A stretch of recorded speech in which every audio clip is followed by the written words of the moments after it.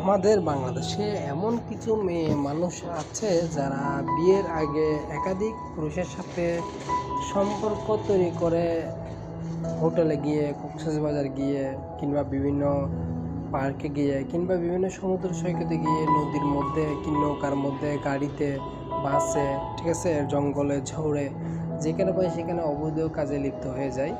So এরকম অবৈধ কাজে লিপ্ত হওয়ার পর দেখা যায় কি পুরুষ মানুষটি সেই মহিলাটিকে এক ধরনের ওষুধ খাইতে দেয় যাতে পুরুষ মানুষের কোনো প্রকার সমস্যায় না ভুগে, অর্থাৎ মহিলাটি যাতে প্রেগনেন্ট না হয়ে যায়, অর্থাৎ গর্ভবতী না হয়ে যায়। সো এটা মাথায় রেখে বিবেচনা করে ওষুধ খাওয়াই। সো ওষুধ খাওয়ানোর পর দেখা যায় কি একটা সময় আসে সে মহিলাটা যে যে ডিমান্ড থাকে ভিতরে ডিমান্ডটা নষ্ট করে ফেলে।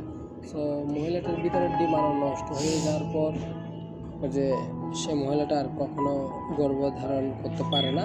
সো আমাদের বাঙালি মেয়েরা বেশিরভাগ এই সমস্যাটা ভুগে এবং